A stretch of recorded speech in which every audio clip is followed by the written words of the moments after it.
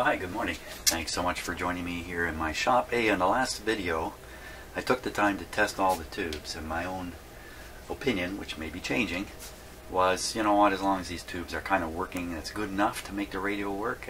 Maybe it's not going to perform 100%, but you're going to get to 80% anyway.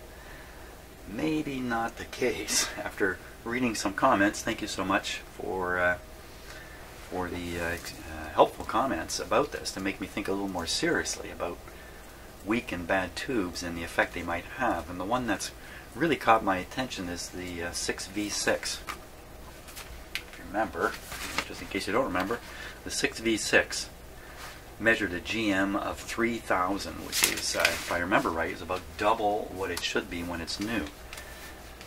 Which is a curious thing to me, and I used to just write that off to the tube being really fresh. But I got in a comment saying, hey, that tube has probably got some air in it. A little bit of air. Because surely once you get enough air in a tube, it just won't conduct anymore. But I guess with a little bit of air, you can get a high measurement of the transconductance. And notice I'm not saying the transconductance is actually high, I'm saying there's a high measurement of it. The tubes are designed to not have any air in them, and when they do, they behave in a way that none of the equipment is really expected to follow along if you follow me. So what I plan to do today is pretty much listen to this radio very carefully. I put all the same tubes back in it, good and bad, and just listen to it very carefully. I have my scope going over here too. So we're going to look at the output. The scope is connected right to the speaker leads. And by the way, I had to be a little careful with this radio. Like most radios, it has an output transformer, but that doesn't necessarily mean the secondary side of the output transformer is free of the rest of the radio. Sometimes it's grounded back. One lead is grounded back to the chassis. Other things are being done. For instance, in this radio, the feedback signal is picked off of the secondary side of the transformer. I guess that makes good sense because that's the part you're actually listening to in the speaker, and if there's any bit of distortion there, the feedback will help to reduce it. Feedback was a major discovery back in the early days. A huge impact on distortion in the output, and I'm sure it's still used today. So hats off to whoever thought of that concept. Okay, I think we're ready to just start this guy up. I don't see that there's anything here to be too concerned about. I don't have any, well, I have the scope connected to the speaker, but I have nothing else connected to the radio, nothing on the antennas, nothing. We'll start with nothing. That's probably a good idea. So let's do that. Okay, so every day I learn a little more about this radio, so I think I got a firm grip on this control now. So we'll set it off, and we'll set the band switch over to AM.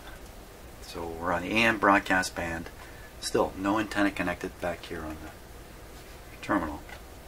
Switch is off. Let's apply the power. Okay, I'm doing this with my dim bulbs in the circuit at first. And absolutely nothing happens because guess what? I don't have it plugged in again. Okay, let's begin the startup sequence once again. Okay, switch on. Dim bulbs doing the right thing. Full power. No more bulbs. Away she goes. Volume up. About halfway. And have a peek at the scope.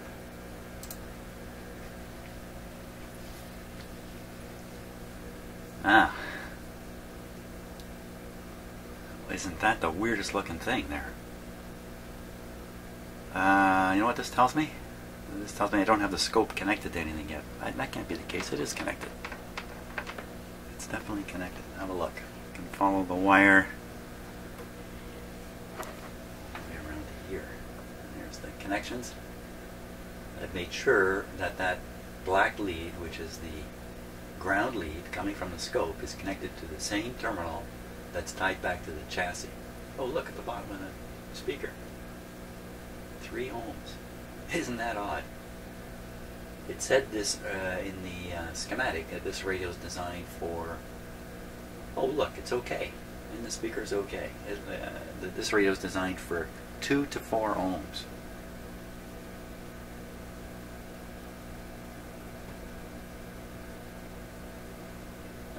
Okay. 2 to 4 ohms, so 3 would be just about perfect, wouldn't it? Now, is that what we're hearing? Let's. I haven't gotten anywhere yet, and things have already become crazy here.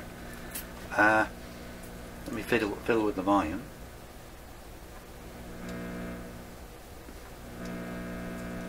That is just about the weirdest looking wave shape. Let's see if I can get it to stop here.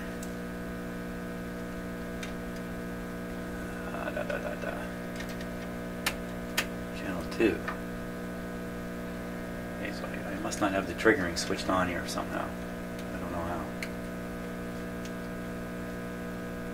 Oh, there we go.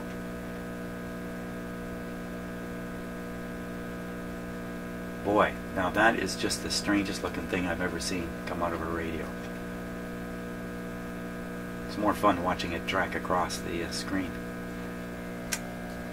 My gosh. I can stop it this way, or slow it down anyway, this way. What in heaven's name gives you a weird shape like that? Oh! Let me disconnect the... just going to disconnect one of the scope leads here, just briefly. That's just the lead kind of floating around in space there. Put it back on. You know what? I'm smelling something a little strange here too.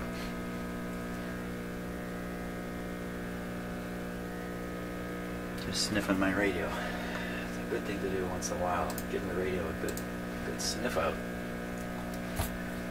Let me pop the scope image onto this one so we can watch it at the same time here. Just bear with me here for a second. Just do this. Do it live. We'll do it live. That would be this camera.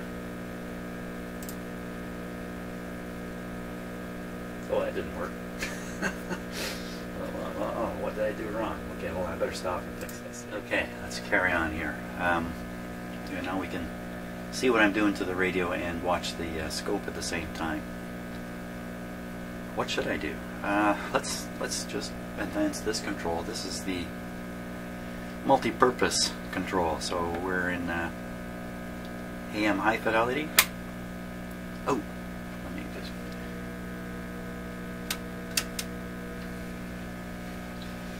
One more.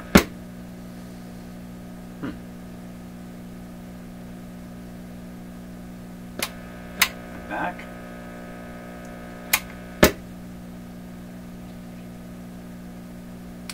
Okay, next setting goes to shortwave. It's humming like a son of a gun here.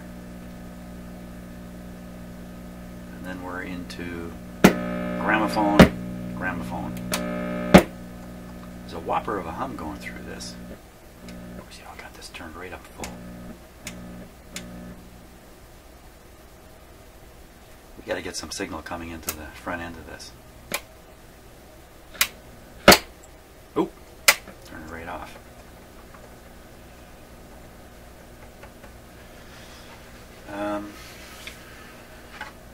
We'll start by putting a regular antenna on it. So we're on the AM band. I have to really checklist everything on this radio to get it right. Okay, hooking up the antenna.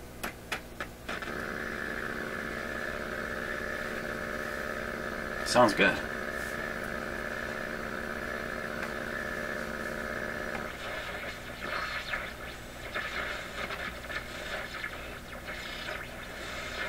It's all the funny shapes and the funny wave shapes and that.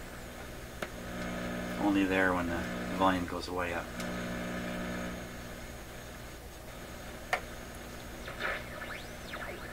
there's all that heterodyne.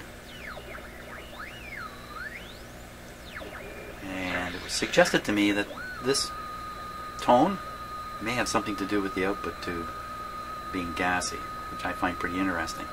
There's a lot of heat coming off this rectifier too. The hum you hear right now could be from a bad rectifier tube, a weak rectifier tube. I couldn't tell you for sure. I'm aiming to figure all this out by doing tube swapping and watching what happens. First I got to get an idea how this thing is operating.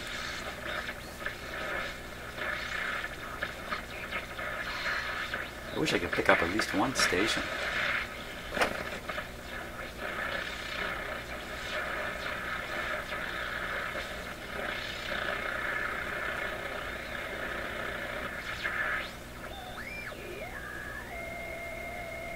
This is a loop antenna input. I have an interesting loop antenna to try here. I think I'm going to go get it. We'll give it a try. You know what? There is a radio station there. This is just sitting here. I can hear the voice, but it sounds terrible.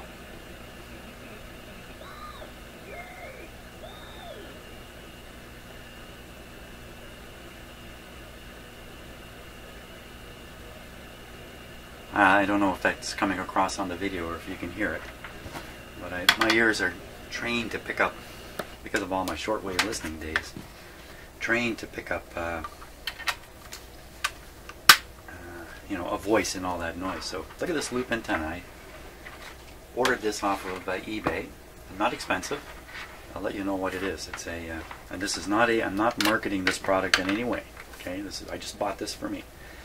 Texsun AN100. I think you can find videos on the internet of people experimenting with these.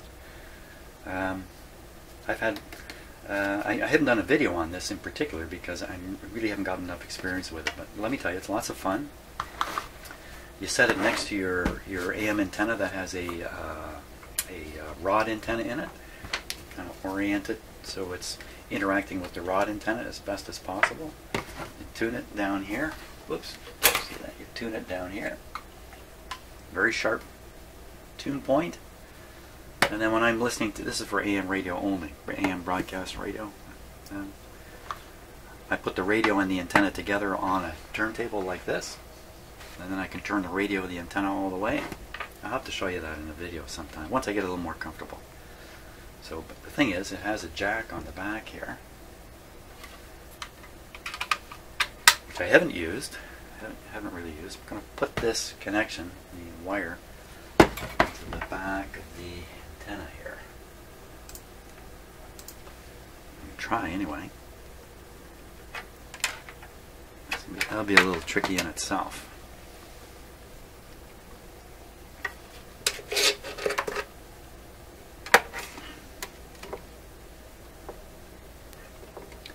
Let's put a little volume on it.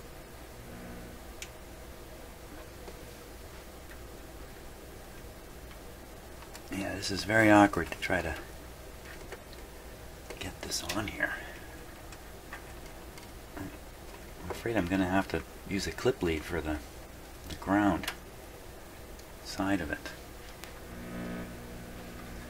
Probably not the best arrangement, but oh, wait a minute, maybe I can do something tricky here. Let's see.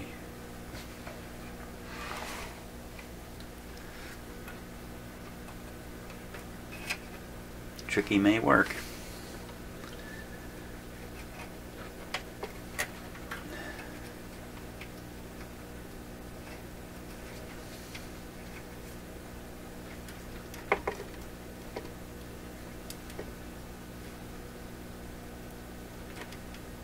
Okay, there we go.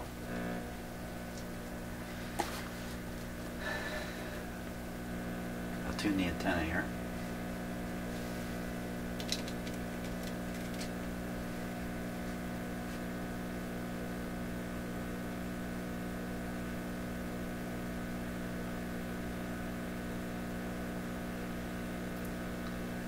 Not hearing any station, but now I got to rotate the antenna as best I can. just a big whopping hum.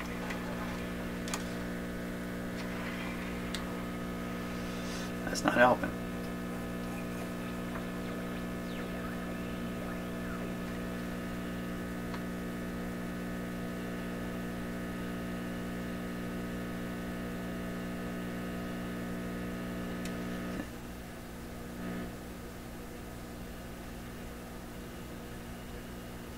Well, I think we can safely say the radio is very weak in terms of picking up a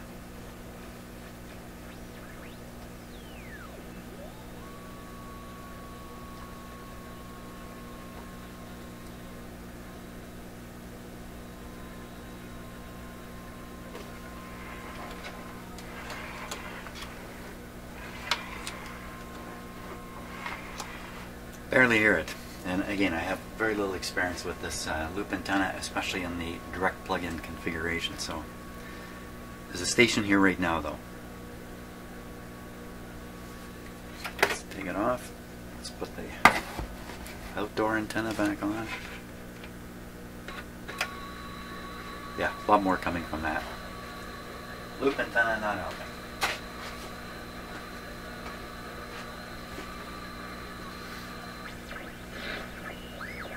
So I think that's about the story on the AM band. I don't think we can find much more out. Works, but wow, is it weak? Where's this hum coming from? Now, go to the shortwave band. Make absolutely sure it's on shortwave. Here we are.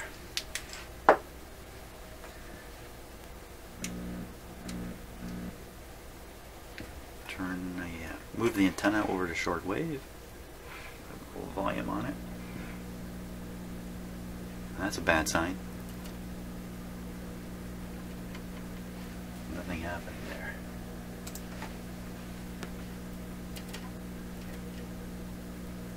Not a sound. I think I'm still on the broadcast band, though, aren't I? Yes, yes. Duh, duh, duh. Okay, so we'll go one shortwave band over.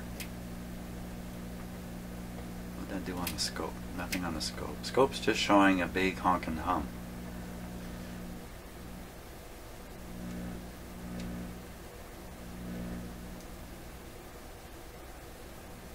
I would say, see, that looks like a fairly clean sine wave moving across the screen there. Oh. Let's try that. Okay, so that's a fairly nice looking sine wave. It's got a bit of a divot in it. But if I turn this up any higher, something is being overdriven, I would say.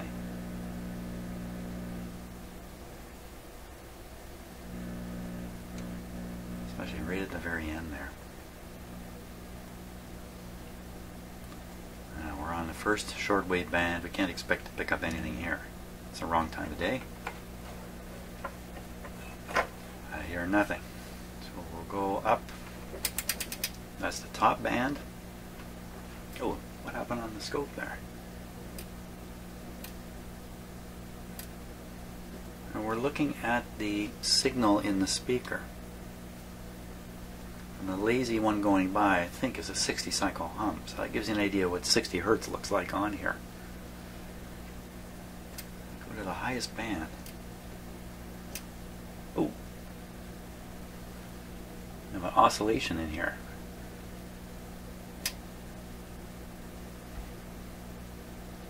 That's the highest band.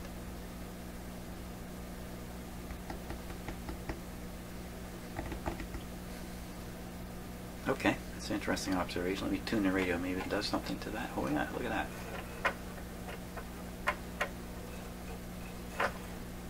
No clue what would do what we're seeing here.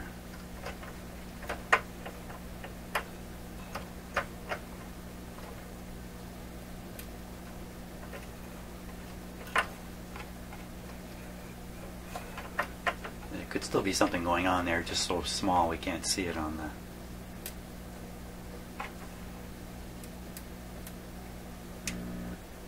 Certainly not getting any shortwave sound out of it at all. What am I doing that's dumb here? What am I doing?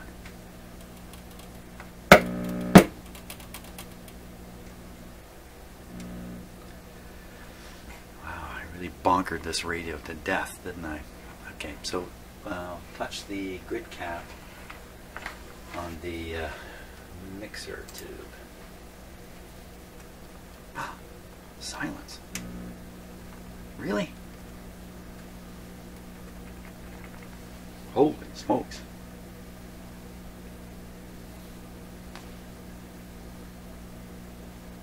Holy smokes.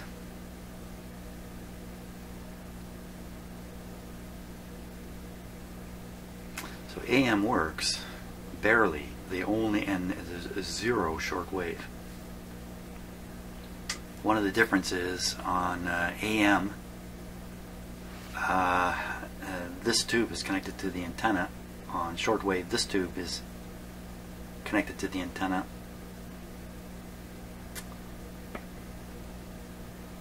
A little static discharge there. Let's go to AM radio and touch this top part. Go to AM band. Okay, that's AM. Hey, where'd it go? Oh, yeah, AM. There we are. Wow. Touch it. Now it's doing the right thing. Why wouldn't you do that? Why wouldn't it do that exact same thing when I flip it over to shortwave? Why?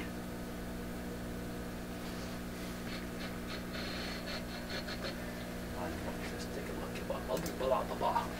That's what it's doing. Oh, huh, you know what I did? I watch this. Okay, let's see what I'm doing with my finger. Got a little pop. Didn't do it that time. Yeah, rubbing my feet on the carpet, building up a bit of a static charge and then discharging into the grid cap. So it does that on AM, but if we go to shortwave, it starts working. What? Come on! How can this be? What did I just do here?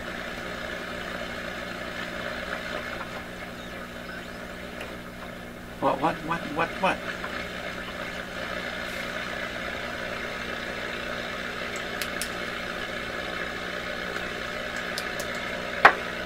So this is set to AM now. See, when I operated this radio, the way I understood this control, because the markings on it are essentially rubbed off, I never ever actually read them carefully, was the first three settings were tone. High, medium, low. And I would just pick what I wanted, usually high, and I would carry on using the radio. And I would have the antenna connected to the AM input. Never connected it to the proper, what I believe, anyway, for sure has to be the proper shortwave antenna. What the heck is going on? So I'll put this on shortwave.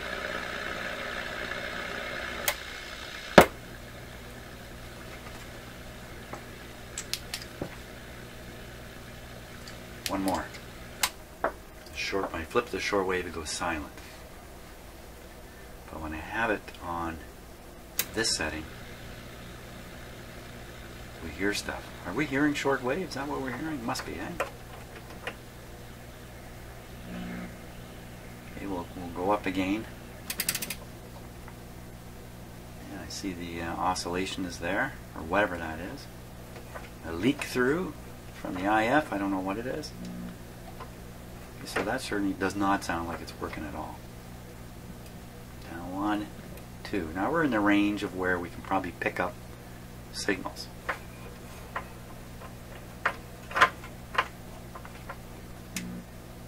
Nothing. Come down a little further. Nothing. What happened to the atmospheric sound? Down, down. There it is again. So we're getting an atmospheric sound on one shortwave band. And effective touching that grid cap. I'm going to move the antenna to the input to the AM radio. Whoa, what's that pop? Probably me somehow. Okay.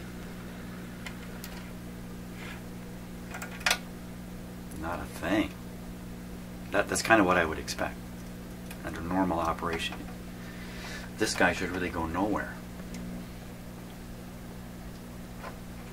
But if I flip the radio to AM, to the broadcast band, then this antenna input should start activating the grid cap on the mixer tube.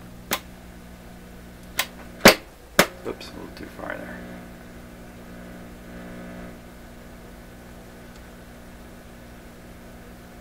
And the shortwave side of this radio shouldn't really work.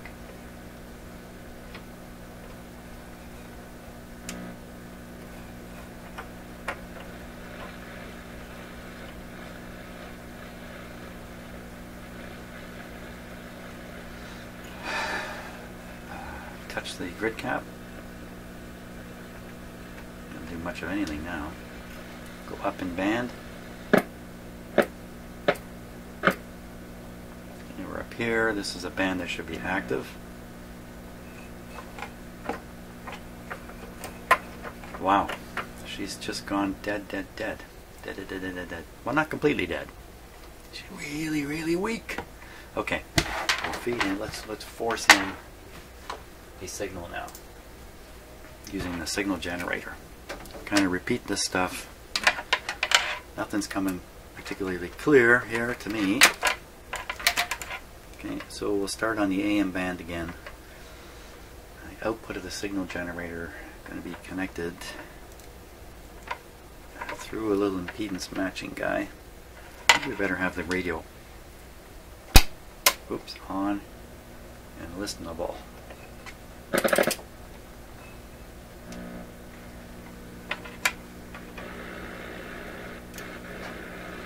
Okay, so that's my fingers on the antenna. That's one lead from the scope.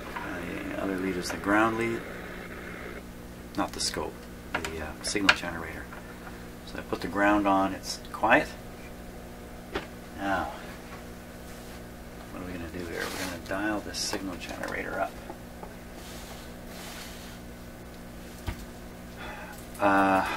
Again, AM band, AM antenna. Just need an AM frequency here.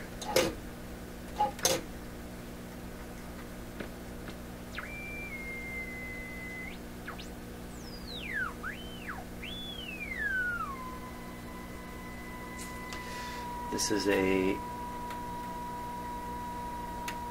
unmodulated signal. The tone you're hearing is not coming from the signal generator at all.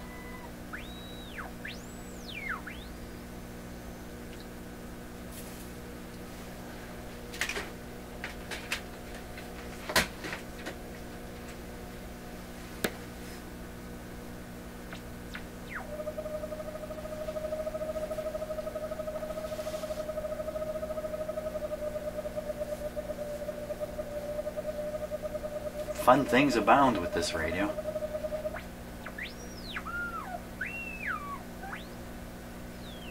So clearly there's that heterodyne thing coming from somewhere. That I don't understand that.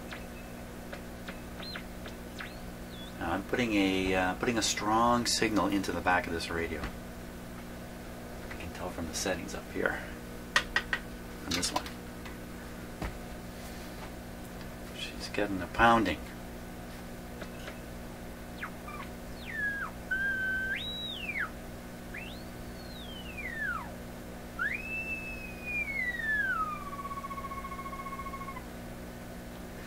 When I get this tuned essentially dead on, or seems to be dead on, look at the signal just goes clean as a whistle, but either side it's like a bird imitator.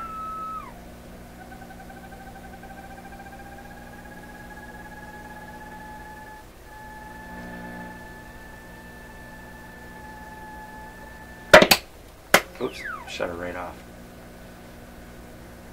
Give it a moment.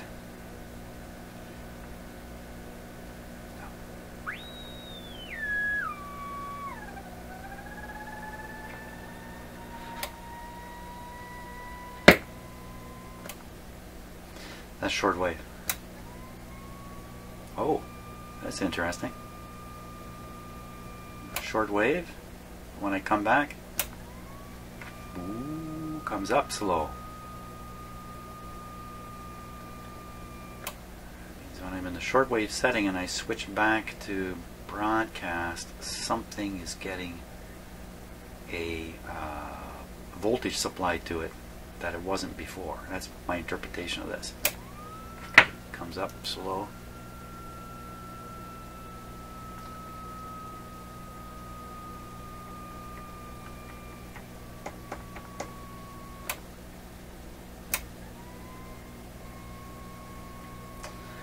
It's not helping me though, figure anything out here. I'm figuring nothing out at this point. But my objective is just to make observations today. I'm not really wanting to figure stuff out. We'll throw more instrumentation at this thing next time.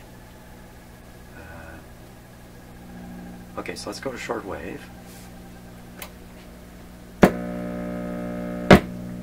that's gramophone, shortwave. One band over, so we're on the 6 megacycle band. The antenna, the signal generator is still pushing into the AM antenna, the wrong antenna terminal. Let's see if we can tune this in. So this is probably the lower end of 6. It's probably around 6.3, something like that.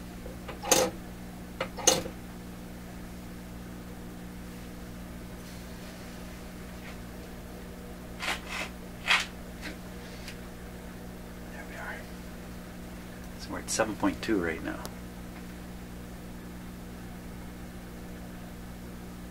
Right in here. Nada. Not a hint of anything. Definitely power. Everything is okay. Move the antenna input now to the appropriate antenna. Not a sound. Not a click. Not a pop. Not a thing. Okay. Tune the signal generator and see what we get here.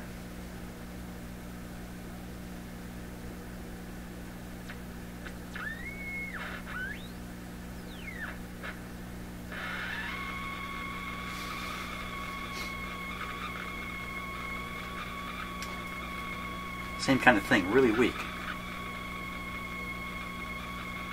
Really distorted, like something is cut off. And just the peak of the input signal is kind of sneaking through. It's giving this kind of choppy look.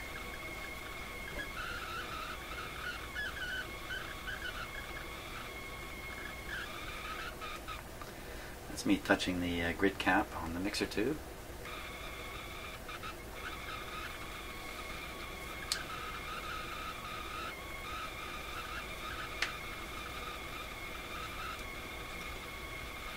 Now, one of the things I could do is I could just take the three or so questionable tubes, change them all, turn the whole thing on, and see what happened. I think that's probably the easiest thing I should do next. This is kind of, I think I got enough observation here to work with. Really? What the heck have you observed? I don't know. Let's go up to a higher band. Probably get basically the same result. That's 20. That's I can't read the back of that. Third band down. Third band down. Somewhere I'm going to have a piece of information that's going to tell me what that is. Third band down. 15. Okay, so 15 megahertz should come through. Probably right in this range here. 15, eh?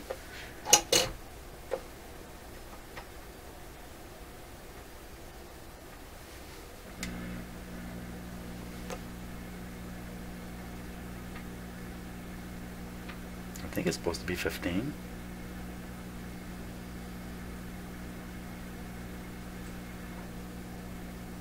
Okay, just in case I calculated the band wrong here.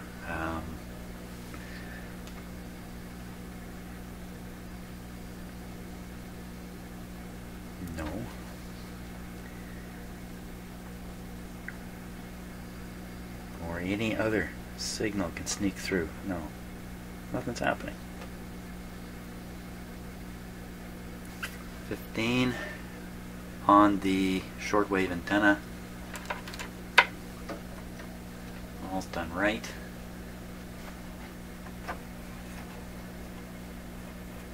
Nothing at all. So basically the higher frequency doesn't appear to be getting through at all. I've really made a disaster of this radio. That's kind of where I'm at now. I should have kind of left it alone. No, there's no fun in leaving things alone. You gotta get in there and mess them up. Okay, just in trying to decide what to do next, I think it's a question of swapping tubes and fiddling around here and seeing if the whole thing suddenly comes to life. Okay, there we go. That was a journey into I don't know what. I don't know what that was. That was a journey, all right. Hey, have a great day.